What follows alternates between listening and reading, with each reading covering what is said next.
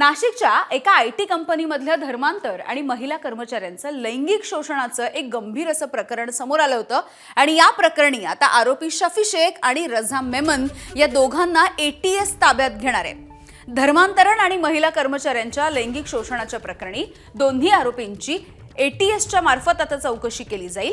धर्मांतरण आणि अत्याचार प्रकरणामध्ये रॅकेट, आंतरराष्ट्रीय सगळ्याचं कनेक्शन, टेरर फंडिंग यामध्ये झालेलं आहे का, या सगळ्याविषयी एटीएसला संशय आहे।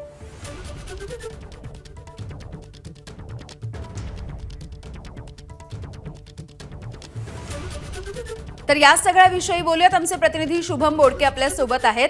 शुभम, आधीच खरं तर एसआयटीच्या मार्फत देखील याची चौकशी सुरू आहे आणि आता या सगळ्यामध्ये बाहेरच्या काही म्हणजे देशाबाहेरच्या काही शक्तींचा हात आहे का, या अनुषंगाने तपास केला जातोय।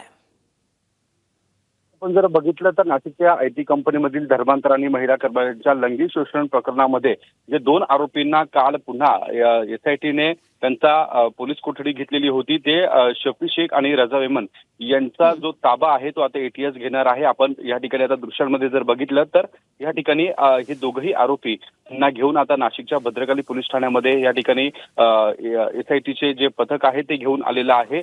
एटीएस कडून या संपूर्ण प्रकाराची चौकशी केली जाणार आहे। धर्मांतर आणि अत्याचार प्रकरणामध्ये काही रॅकेट आहे का, त्यासोबत आंतरराष्ट्रीय कनेक्शन आणि टेरर फंडिंगचा देखील संशय जो व्यक्त केला जात होता, त्या अनुषंगाने खरं तर हे सगळं तपास केला जाणार आहे। कारण या प्रकरणामध्ये गेल्या अनेक दिवसांपासून ज्या पद्धतीने तपास एसआयटी कडनं समोर येतोय, त्या तपासामध्ये अनेक महत्त्वाच्या बाबी समोर आलेल्या होत्या आणि त्यानंतर या सगळ्या प्रकारामध्ये जर आपण पाहिलं तर काही आंतरराष्ट्रीय कनेक्शन असल्याचा देखील संशय हा व्यक्त केला जातोय। त्यासोबत काही टेरर फंडिंगचा देखील संशय व्यक्त केला जातोय।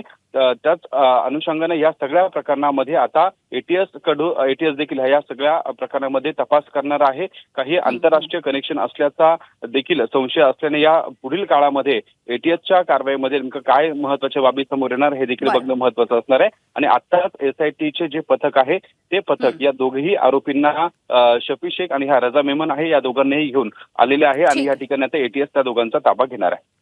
अगदी शुभम, धन्यवाद सविस्तर माहितीसाठी। एबीपी माझा, उघडा डोळे बघा नीट।